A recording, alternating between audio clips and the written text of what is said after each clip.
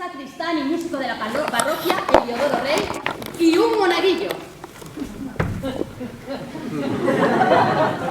Un monaguillo que era muy alto. ¡Venga, cantad con nosotras! ¡Ven, ven, ven!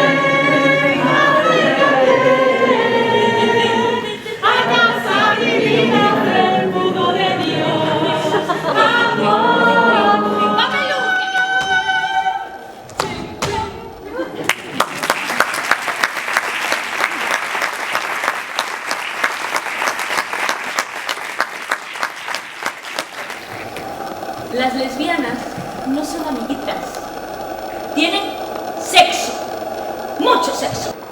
Lo hicieron por la ventana de la escuela.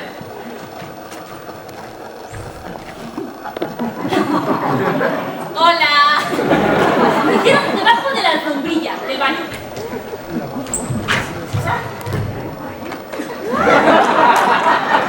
Lo hicieron con pulpo.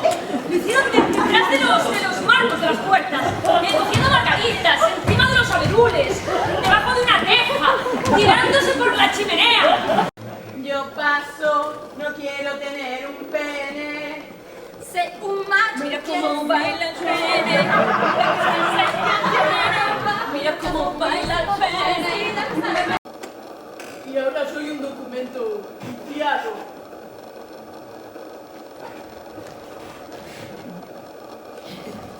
Por atrás no tengo nada, estoy en blanco.